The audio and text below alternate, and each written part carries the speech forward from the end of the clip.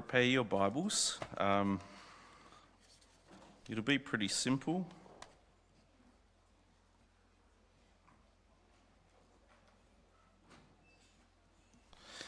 If you would like to prepare your Bibles to the book of Daniel. So we're just going to run through a couple of things, but in the book of Daniel, there's just one particular bit that we're going to focus on particularly tonight, and you're only going to read about 4 verses.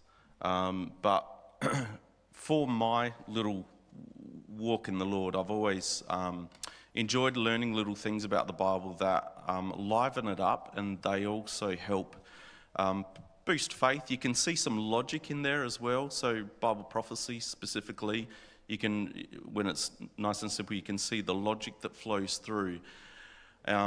And the timelines, in such an example as what we're about to read, the timelines as you read through it are very helpful for your understanding, and also just boosting your own confidence and faith in things of the Lord as well. Like Joel talked about today, there's obvious things going on in the world at the moment. There's some big things going on in the world at the moment which line up very, very straightly with the scriptures, and what we're going to read here lines up with the scriptures and just the timeline as well. I'm just looking to the sound box to get the thumbs up, which I did. And it may not be working, Dave. Yeah, it is. So, the intimidating picture to start with, 66 books of the Bible. Each book within this, we love this book. It's our direction. It teaches us things in life. We learn from it. We leap from it. But it can be overwhelming at times. And so as we break the books down into little passages, each one holds its own little treasure. And tonight I just wanted to focus on one little treasure that is to be found in this book named Daniel.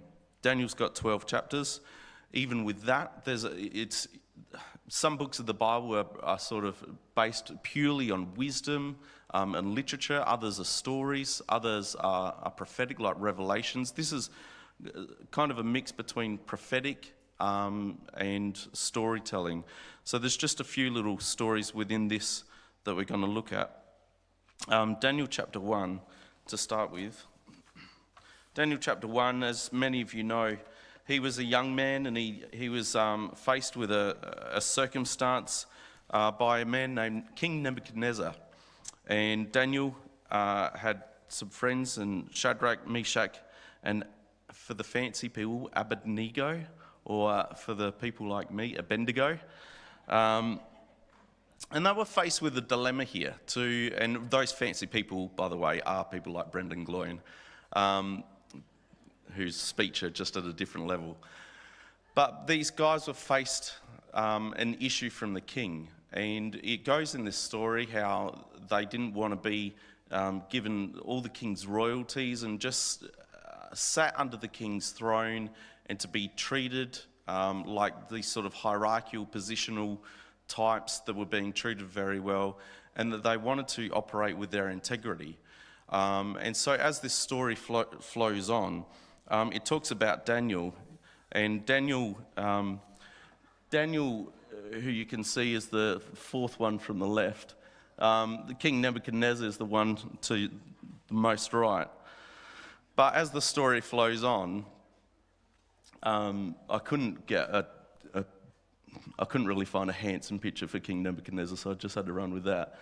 But as the story goes on, these young men stood up to the king, and it talks about in Daniel, and it says there that he would not defile himself, even to the king.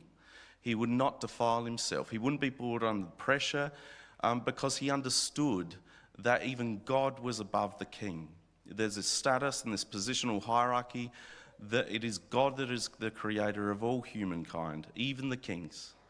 And so he wouldn't defile himself. And as the story goes on, and many of you know that story, God blessed Daniel, and he blessed him with understanding and wisdom and knowledge and skill.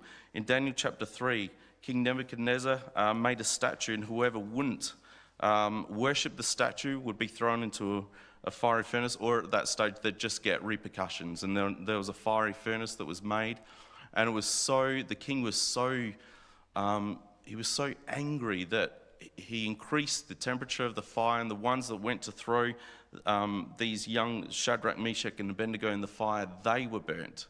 But the three young men stood there, and as the story goes on, you would know, and there stood a fourth one, like as was the Son of God.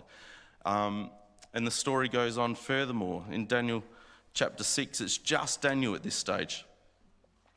And Daniel, there was a king there, and this king, he set 120 princes above everyone else to look over the whole land. And Daniel, who, remember Daniel's story in the first hand, he was young, but he wouldn't defile himself, and he was blessed by God with all manner of wisdom and knowledge and skill and understanding.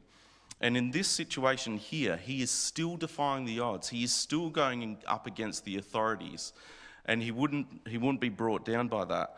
And the problem here in this story is that the ones around him had all sorts of jealousy that they were dealing with.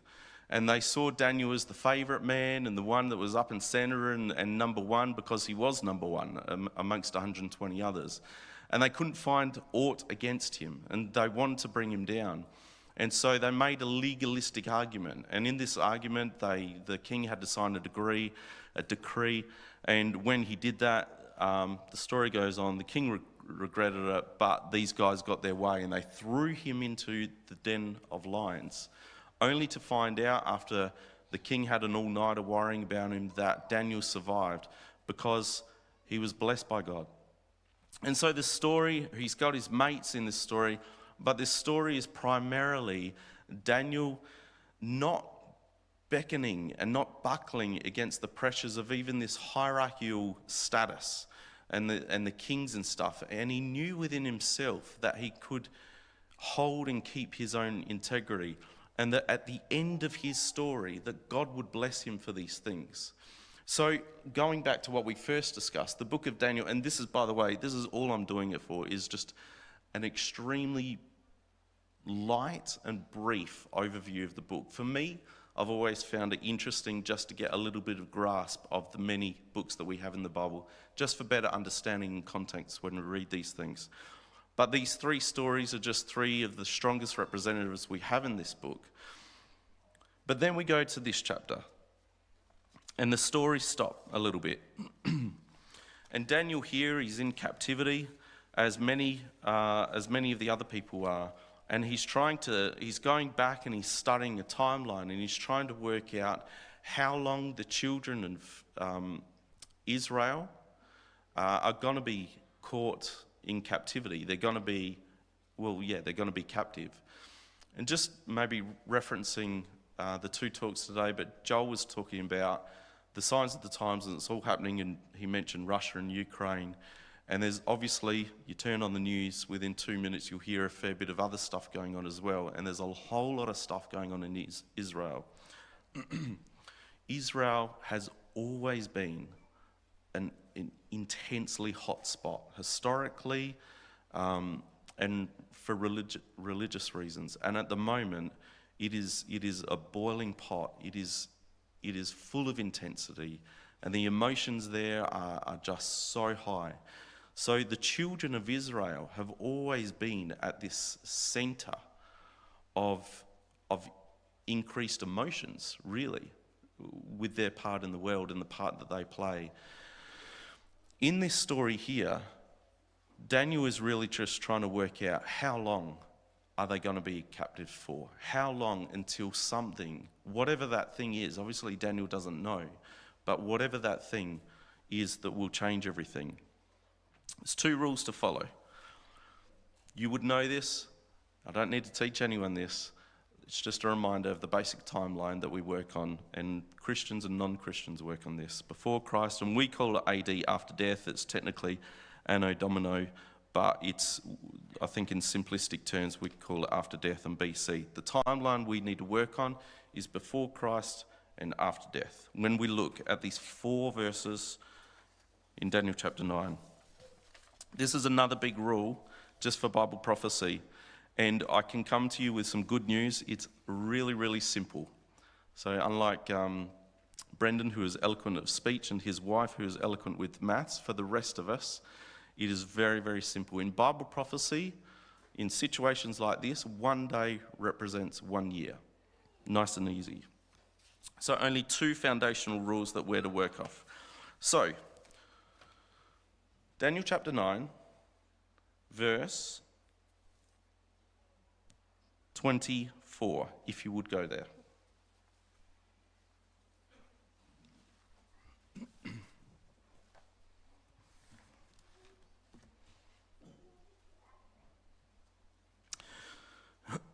Excuse me. Daniel chapter 9, verse 24, 70 weeks are determined upon thy people. So this is Daniel working out how things are going to unfold. 70 weeks are determined upon thy people and upon the holy city, Jerusalem, to finish the transgression and to make an end of sins and to make reconciliation for iniquity and to bring in everlasting righteousness and seal up the vision and prophecy and anoint the most holy. There's a lot of words in there, but really if you were to really just narrow it down, it's opening up Daniel's eyes here to a timeline of 70 weeks.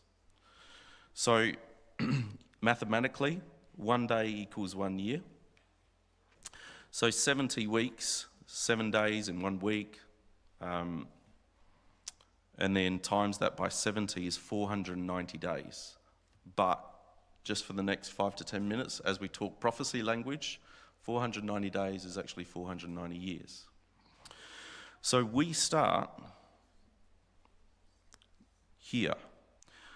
In verse 25, it says, know therefore and understand that from the going forth of the commandment, so this is one timeline already. Know this and understand that from the going forth of the commandment to restore and build Jerusalem unto the Messiah, the Prince, with a capital P, just something small to note for soon, shall be 7 weeks and 62 weeks. 7 weeks, you know what that is. 2 weeks, you know what that is. 60 is 3 lots of 20. So it's actually 7 weeks plus 62 weeks. The street shall be built again, and the wall, even in troublous or troubled times. So this little graph that you're looking at here is a graph that you can read about in Ezra chapter 7, where there's another king, and his name's Artaxerxes, or let's just go with that. And in 457 BC, he makes a decree that Jerusalem is going to be restored again. So as the timeline goes on to 408, it's actually 49 days in the Bible prophecy language. So that is the first little bit to keep in mind. And then you're at 408 BC to 27 AD. And it says, and after 62 weeks shall Messiah be cut off, but not for himself and for the people of the prince that shall come and destroy the city and sanctuary, and the end shall be with a flood, and unto the end of the war of desolations are determined. I might just stop there. All I'm doing out of these 4 verses, if you wanted to break it really, really basically down, we'll make it less wordy. And after 62 weeks, which is 62 weeks, shall the Messiah be cut off. So what it's saying there is that there is a Messiah, and we know in reflection that Messiah is Jesus Christ. But it's saying then that he's going to be cut off. And what does that mean? Let's just keep reading. And the end shall be there with a flood, and unto the end of the war desolations are determined. And in verse 27, and he shall confirm the covenant with many for 1 week, and in the middle of the week he shall cause the sacrifice and the oblation to cease, and for the overspreading of abominations he shall make it desolate, even unto the consummation, and that determined shall be poured upon the desolate. Okay, so let's just stop traffic just for a minute. We've got a prophecy, and very initially it talks about 70 weeks. And then after that, it talks about 7 weeks and 62 weeks, which makes 69 weeks, which makes 690 years. But then you've got a week past that. So let's just backtrack one little bit. So 7 weeks, this is the restoration. So King What's-His-Face in Ezra chapter 7 makes a decree.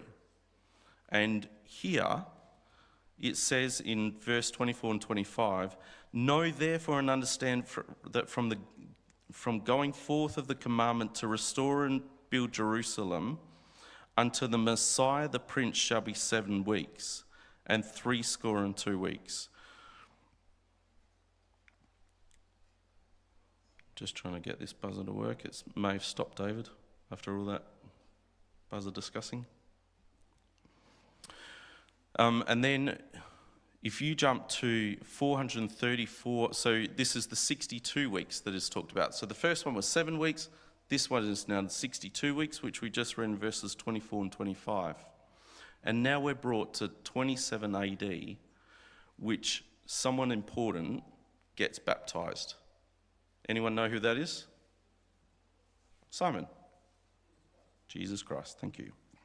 So that is now 7 and 62, as is prophesied about a long time ago by this man named Daniel in the Old Testament. 3.5 years later, do you remember just reading this little bit here? In verse 27, and it says, and he shall confirm the covenant with many for 1 week. 7 days, 1 week, or 70 years. Or 7 years, I'm sorry. For many, for 1 week.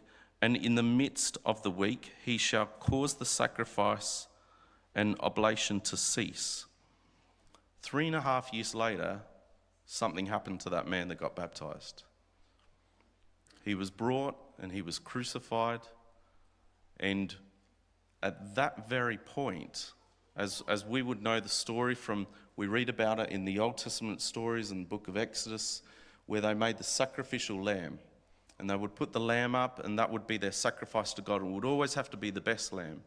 And on this moment, in 27 AD, Jesus Christ, who was baptized 3.5 years prior, Jesus Christ is taken to the cross. He's betrayed and then taken to the cross. And that representation is the sacrificial lamb. Wherefore no sacrificial lambs ever need to be done again, because he was the ultimate sacrificial lamb. And that is in the middle of this last week. So it's 7 days prophetically, or 7 years, or 7 days written here, 7 years prophetically, and we're halfway through those 7 years. So Jesus is baptized. So this is the last part of this 490 years that we opened up about in verse 24. The last part, he's baptized. 3.5 years later, he's sacrificed. And then 3.5 years later, the gospel goes out, and it doesn't just go out to the Israelite people, the Jews anymore. Because of Jesus' sacrifice and what he did, it goes out to all nations. And we read about that with Peter and Cornelius in Acts chapter 10 and Acts chapter 11, is that the gospel goes out across to all people, across all times, across the whole globe. And there finishes the story. Now there is a man named Titus that came in, and he destroyed the city of Jerusalem once again, and that's mentioned in the last part of Daniel chapter 9 as well. And that is the absolute seal to this prophecy. So, I don't know how well I explained it. I don't know if you're able to follow. We'll go over it in 60 seconds or less just to tidy it up. Daniel wanted to work out how long the people of Israel were going to be left in captivity for. He cared for them. He was given all this knowledge and skill and understanding, and also bravery we saw in his stories. He reads in verse 24 of chapter 9 that 70 weeks are given. So there's a prophetic message of 490 years, and it goes from 457 BC to 408 BC when Jerusalem is rebuilt, and then so that's the 7 weeks, and then the 62 weeks which was prophesied about takes us to 27 AD. Jesus Christ, he wasn't able to get baptized until then. He was baptized 3.5 years later. It says in the middle, in verse 27, I think it was, in the middle of that week, he gets crucified. 3.5 years later, the gospel starts getting spread out to everyone across the whole world. The reason why I wanted to share it is because Bible prophecy it's really important. It's particularly important for this day and age that we live in. We can get a little lost in it. I have got a little lost in it. This is a particular prophecy which is, maybe I haven't explained it too well. Maybe you might be able to read it better yourself. But it's a more of a simplistic prophecy. But above everything, it is perfectly timelined.